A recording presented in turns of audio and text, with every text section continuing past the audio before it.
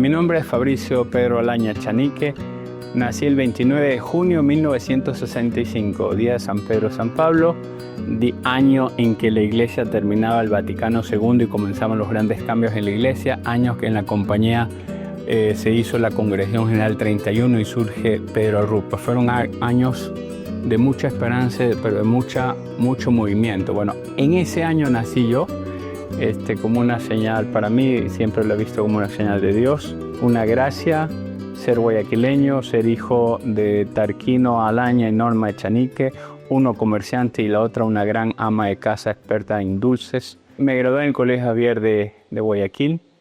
Mi familia era tradicional, muy unida, creo que es lo más lindo que todos recordamos. Estar todos juntos el día de la mamá, el día de la abuelita, el día de Navidad, el día de las fiestas. Y bueno, eso es lo que uno más le duele haber perdido por los distintos lugares donde he estado. Pero queda ese enorme cariño de una familia muy unida, muy católica, muy tradicional también hay que decirlo. Al terminar esa formación con un principio muy interesante, el colegio en ese entonces tenía 10 hectáreas, ¿no? Y solo teníamos 700 alumnos. Yo sí le decía a los padres, pero ¿por qué no tenemos más alumnos? Y siempre nos respondieron, no nos interesa la cantidad, sino la calidad de personas que queremos formar.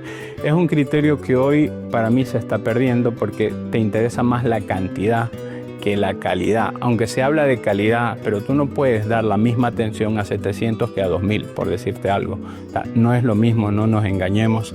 La educación personalizada, la presencia de conversar con los chicos, es algo que hizo que siempre yo tuviera un amigo cura. En mi caso tuve varios, especialmente en el colegio, el padre Paquito Cortés. Cuando terminamos los ejercicios espirituales en lo que antes llamábamos sexto curso, que ahora se llama tercero bachillerato, que nos dio el padre Ascanio, que solo se dedicaba a conversar con los chicos, a dar retiros y convivencias, no hacía nada más, cosa que hoy es más difícil encontrar, aunque ahora nos estamos replanteando dónde debe estar un jesuita, si en la formación o en la administración. Pues bueno, Ascanio era ese perfil que él estaba formando gente, y formar gente era formarlos en ejercicios espirituales.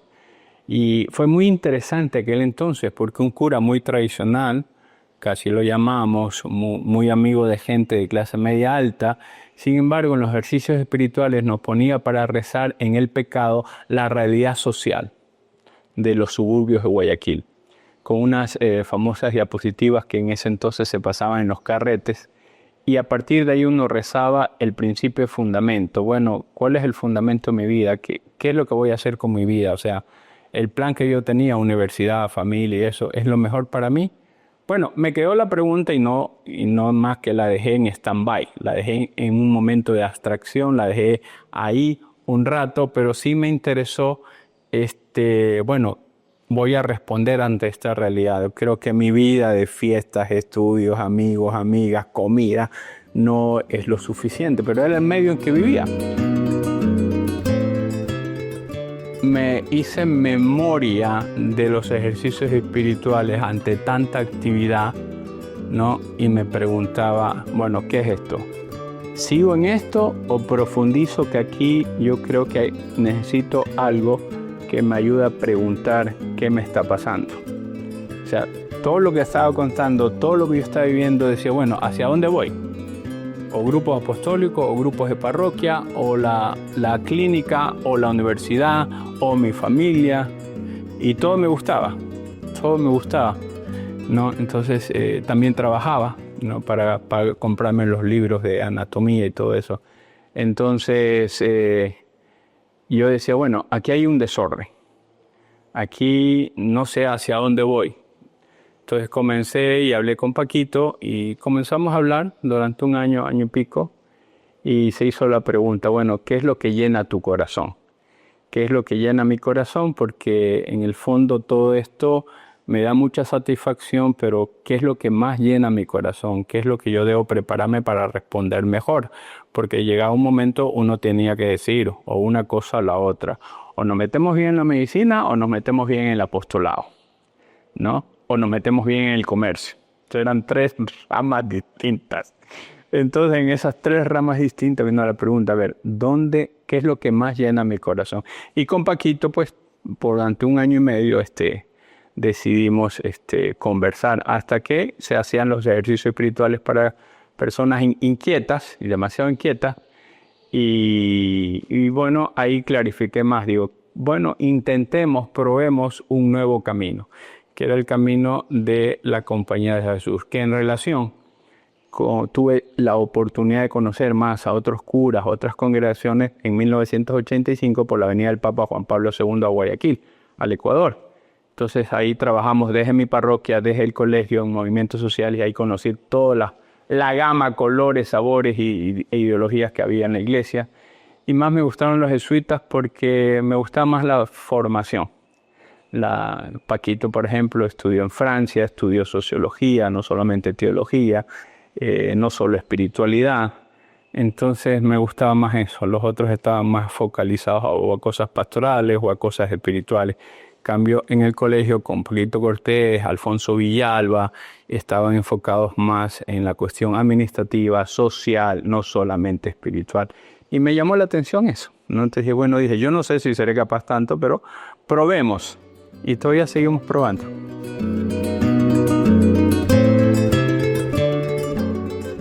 Cuando estuve en Fe Alegría por 5 años, creo que lo más duro que me tocó fue ver el sufrimiento de los docentes. Mucho trabajo, mal pagado, y yo no tenía plata para subirlo porque nosotros vivíamos en la caridad. En ese entonces, por más que estaban firmados los documentos, gracias al Padre Riva y a otros sacerdotes que fueron directores nacionales, quedó legalizado que Fe Alegría debería recibir el presupuesto del Estado, pero nunca se hizo más que apenas una limosna. Nos daban en aquel entonces $5,000 mensuales, ¿ya? Y el presupuesto al año era de 3 a 4 millones. Entonces, bueno, eso fue interesante. Yo llegué a Fe Alegría por obediencia. Yo dije, bueno, yo quiero trabajar con los pobres, yo quiero trabajar con los jóvenes, yo quiero trabajar con la gente que más necesita, y yo voy a trabajar en Fe Alegría. Estaba en Brasil, de Brasil me mandaron a Venezuela para conocer la Fe Alegría. Bueno, fue un discernimiento dialogado, insistido, que al final el provincial Alan Mendoza en aquel entonces aceptó, pero no con facilidad, como Alan no era fácil. Pero aceptó, y entonces me dijo, vente. Llegué en octubre, el 1 de octubre del año 2000, asumí Fe Alegría siendo no sacerdote porque me ordené en diciembre del 2000. Entonces yo no había manejado más que $100 al mes. Yo dije, tú estás loco, ¿cómo voy a ser yo director de una obra que maneja mucha plata? Yo ni mucha gente. Yo no he salido más que estudiar, a mí me han dado $100 al mes, alguna cosa para alguna operación, nada más. No, tú vas a ser director. En ese entonces me dio $1 millón. Y yo dije, con esto soluciono el mundo, con esto soluciono todo. Y cuando voy, tengo un buen grupo que armamos con el padre provincial en aquel entonces, armamos para administrar Fe Alegría, y el presupuesto era de 3,5 millones, casi 4. No hay problema, ya voy a hablar con el jefe, le voy a pedir más, no se preocupe. Cuando llegué, le dije que me habían informado que el millón no alcanzaba, que faltaban unos 3 más, y me puede dar esos 3 más. No es que los daba él, sino que hizo un proyecto con la Fundación Mariana de Jesús, ¿no? Entonces ahí, a través de los superávit de los proyectos o la forma de gobernarse, la fundación lo dio. Entonces no fue así meramente él como provincial, pero él era el que empujaba a la visión de la fundación, más social y más comprometida, ayudar más a las obras sociales. Entonces me dijo, no. Yo le digo, pero ¿yo qué voy a hacer? No lo sé, no es mi problema, es tu problema. Ese mi problema se convirtió en un caos, fue una crisis. Fue a la capilla que tenía bien bonita en el campamento de Checa de Fe Alegría, que ya lo había comprado el padre arriba, y me puse en silencio viendo las estrellas ahí, viendo la capilla, viendo arriba. Yo dije, bueno, pues si esto es de Dios, seguimos, y si no seguimos, pues lo entregamos, pues ya culpa mía no es. Bueno, dejamos Fe Alegría no solucionado, sin deudas, con inversión, con un monto para los profesores. Pero pasamos momentos duros, ¿no? Porque tú tenías que gestionar, buscar plata, hacer proyectos para pagar sueldos, ¿no? Es muy fácil, la gente, las instituciones internacionales apoyaban la educación popular, la educación para los pobres, pero para construcciones o para formación docente, y no para sueldos. Entonces te tocaba buscar. Bueno, hicimos eso, hicimos varias inversiones, trabajamos lindo con la Federación Latinoamericana de Fe y Alegría, con el padre Orbegoso, confió mucho en mí, me asesoraba mucho, viajaba yo mucho a Venezuela porque había estudiado 3 años allá y aprendí mucho de ellos. Y bueno, y luego un padre Darío Moyá en España, que era en aquel entonces provincial de la provincia de Aragón, creyó en mí y apostó un proyecto que le presenté y entonces logramos sacar adelante. Después don Fidel Legas, también tengo que agradecerlo, me regaló un juicio y con ese juicio logramos hacer el seguimiento y logramos que salga a favor de Fe y Alegría, a favor de Banco Pichincha. El Banco Pichincha me dio Fe y Alegría, lo que es hoy la matriz de Fe y Alegría, que es un centro hermoso, casa histórica, lo recuperamos y son las oficinas nacionales. El día que lo estamos inaugurando con el provincial acá, Federico Sanfriu, don Fidel Legas, está bendiciendo, dando clases, fotos por todos lados. El provincial me dice, oye, el próximo mes te vas a México y no me puedo sentar aquí. No, ya no vas a ser director. Son cosas duras, son cosas bonitas ahorita contarlas, pero el corazón se destruye porque tú trabajas por un proyecto, tú trabajas por una casa, de ahí había varias cosas que hacer, pero son cosas que pasan, pues, ¿no? Entonces, esas cosas pasan. Bueno, eso es un gran proyecto que hicimos con la Federación Latinoamericana de Educación Jesuita, no la FLACSI, ¿ok? Yo era rector de Javier, director de la red de los 6 colegios y en ese entonces estaba el padre Ismael. Entonces, con el flaco, él era chileno, presidente de la FLACSI, él me hizo miembro también del directorio. La red Ecuador, se metió mucho cuando hubo el terremoto en Haití aquí en el año, ¿ya? Entonces fue el 2011 y la FLACSI mismo hicieron varias cosas y fue lo lindo, eran hacer actividades para captar fondos para poder ayudar, pero al mismo tiempo hacer actividades geográficas, culturales, de contacto, de estudio y cosas por el estilo. Entonces los chicos se pasaron, todos los colegios trabajamos por Haití y Ecuador fue la red, junto con la de Brasil Centro-Este en aquel entonces, que más aportaron para el proyecto de recuperar la FLACSI. La FLACSI hizo las cosas por proyecto, es decir, ¿qué es lo que queríamos sacar? ¿Qué íbamos a hacer con esa plata? Recuperar y hacer más escuelas de Fe y Alegría Haití.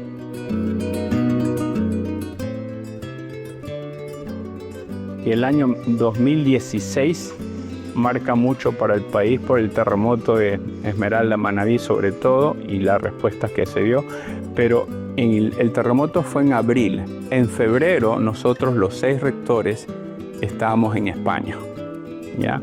Gracias al contacto que teníamos y mucho trabajo con los distintos directores de obra, qué sé yo, Fe y Alegría nos contactó con la hermana Montserrat del Pozo, ¿ya? Que la congregación de ella, las hermanas de Nazaret, tenían una escuela de Fe y Alegría en Quito. Y esta hermana era el non plus ultra, el capo de los capos, como se dice, en innovación pedagógica, a través de su red de colegios, Nazaret Global Education, pero sobre todo a través de el Colegio Nazaret de Barcelona, España. Entonces, con ese contacto hicimos el acercamiento para ver qué es lo que estaban haciendo ellos, y ella ya estaba ofreciendo eso a varias redes del mundo, ¿no? Su experiencia de red y su experiencia del Colegio Emocional sobre innovación pedagógica. Entonces, la educación que nosotros teníamos era tradicional, pero en ese tradicionalismo, por lo menos hay 2 cosas que ha marcado la educación jesuita, que es la formación de la persona, ¿ok? Y sobre todo la responsabilidad social, ¿ok? Pero pedagógicamente los métodos eran tradicionales, entonces esas 2 cosas, le faltaba un método que se potencie mejor eso. Y eso es lo que es la innovación. Y comenzamos a aprender el 2016 con hermanos. Como delegado jesuita me tocó conocer otras experiencias. Los jesuitas de Barcelona, España, la red catalana, era muy interesante con 8 colegios. También conocimos, también nos acercamos, pero ellos estaban en un momento de transición, dejando de ser distintas provincias, eran 5 provincias en España, para ser una sola provincia jesuítica, la provincia de España. Eso implicó muchos cambios, muchas fusiones, entonces no tenían en ese momento ni la fuerza espiritual o moral, qué sé yo, porque estaban desanimados porque el cambio fue muy drástico, de fusionar, dejar de ser 5 provincias a ser una sola provincia. Entonces no tenían una oferta de formación de su experiencia Horizonte 2020, que la conocimos a través de Javier Aragay, que es él es economista, pero él trabajó con los jesuitas en la Fundación Horizonte 2020, los jesuitas catalanes, armando el proyecto de innovación. Pero ya después puso su empresa con el permiso de los jesuitas catalanes, sobre todo el padre provincial Magriñá, y él hizo su centro que se llama Reimagine Education Lab, ¿no? Un laboratorio de reimaginar la educación, y su libro famoso, pero contaba en la experiencia jesuita. Pero eso estaban haciendo como oportunidad de formación, entonces comenzamos por eso con Hermanos. Un proyecto interesante. Don Fidel Egas y el grupo de CRIFE del Banco Pichincha apostó por nosotros y nos dieron como 2 o más de $2 millones. Nosotros pusimos otro tanto, ¿no? Como red de colegios jesuitas, y es un proyecto muy caro porque formamos a 700 docentes por 3 años en este proyecto de innovación. Terminado ese proyecto, en todo proceso de cambio hay mucha resistencia, porque hay un principio elemental de innovación que nos decía la hermana. Nosotros no somos una red McDonald's, ¿ok? O sea, ustedes tienen que crear su propia propuesta. Aquí estamos dando una propuesta, una experiencia, pero ustedes tienen que crear su propia propuesta. No es cuestión de trasladar algo que se hizo en España acá. Entonces, en ese sentido, los 6 colegios fuimos trabajando. Lamentablemente, en ese momento, es imposible trabajar todos al mismo tiempo, sí formarnos al mismo tiempo, porque el Ecuador son realidades distintas. Un colegio cobra 300, 400, otro 200, otro 100. Entonces, ya ahí tienes una diferencia, pero no es lo mismo la sierra que la costa, Quito que el otro. Sin embargo, mantenemos el principio, mantenemos el horizonte. Sin embargo, no todos estuvieron de acuerdo con esa perspectiva de una unidad diferenciada, que así es la vida, sino que querían más una unidad uniforme, ¿no? Para que todos no vayan tan a prisa. Bueno, yo creo que ahí fue mi pecado porque nosotros nos metimos como Javier en muchas cosas, ¿no? Entonces tuvimos asesoría a la Universidad Casa Grande, metimos a maestrías y la actual rectora del Javier fue formada por mí en ese entonces, Carita Aranda. La formamos en la Casa Grande, la formamos con las hermanas, la formamos con el Instituto Humane, y así yo formé un grupo para que se vaya preparando, ¿no? Porque yo sé que lo mejor que uno puede hacer es lo que la compañía ha hecho conmigo, formar. Si no somos capaces de ser audaces, no vamos a crear puentes, ni en el mundo con el gobierno, ni en el mundo social, ni en el mundo indígena, ni en el mundo de las otras culturas. Y nuestra misión es de crear puentes, y para crear puentes hay que ser audaces. Segundo, el Padre también dice claramente, el Papa, es imposible hoy en día vivir sin coraje, sin valentía, pero al mismo tiempo que sean valientes, que son valientes, sean tiernos. Es la experiencia, el último consejo que le dio el Papa Francisco el 2023 a los jesuitas del Congo y de Sudán del Sur, ¿ok? Y le preguntaron eso, ¿cuál es su mensaje para los jesuitas hoy? Sean valientes, pero sean tiernos. ¿Y de dónde sale esto? De San Ignacio de Loyola. San Ignacio de Loyola cierra las constituciones de la Compañía de Jesús con el perfil del general, y el perfil del Padre General es el perfil de cualquier jesuita. Sean muy unidos a Dios, pero ante todos, amen a la gente.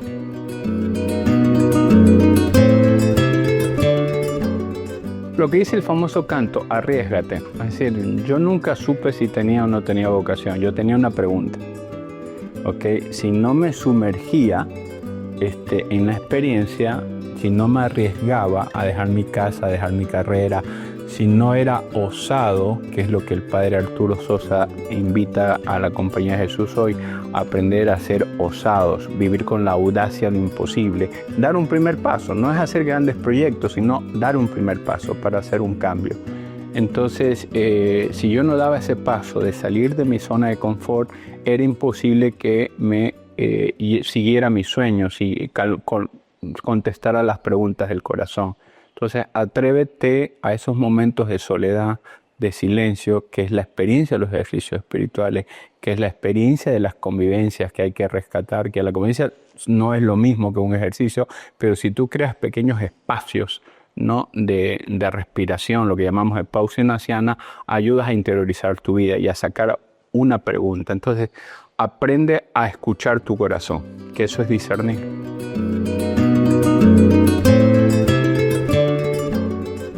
Bueno, la experiencia de San Ignacio es aprender a ser contemplativos en la acción. ¿Ya? Es decir, ni separas, ni meramente entiendes dos momentos, uno después de otro, sino que es un proceso dinámico, interactivo, ¿ok? Entonces, es ser contemplativos en la acción. Es decir, no se trata de meramente hacer oración, no se trata de hacer cosas, sino de, en el diálogo, tener una experiencia, ¿no? De cuando tú estás, y ahora yo que estoy con los chicos, yo veo mucho sufrimiento y me siento más sacerdote dando clase en la universidad que a veces acá, porque acá daba órdenes. Allá no puedo dar órdenes. Entonces veo mucho sufrimiento, chicos solos, desorientados, sin papás que tienen cerca, les dan celulares, les dan carro, pero no saben qué hacer con la vida, no tienen un método de estudio y son muy pilas, son muy creativos, ¿no? El ambiente los absorbe, ¿no? Ya fíjate cómo es la sociedad. Ya pusieron una discoteca cerca de la universidad y se llena, ¿no? Y la capilla no se llena porque no sabemos hacer propuestas para la capilla.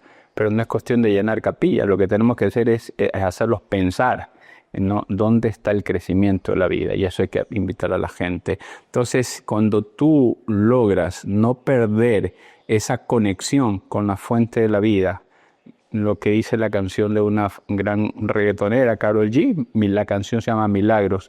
Cada día siento más la conexión con aquel que me da la bendición. La conexión es la clave. Y la conexión es en la vida. La conexión es en el trato con la gente. La conexión es cuando estás leyendo. La conexión es, ahora que estoy en Manta, veo el mar todos los días y hago la oración ahí, es viendo el mar. Y no tengo respuestas, sino tengo preguntas, pero son preguntas que se sienten cada vez más inspiradas. Entonces, si tú no haces estas cosas, tú no vas a tener jamás viva la llama del amor.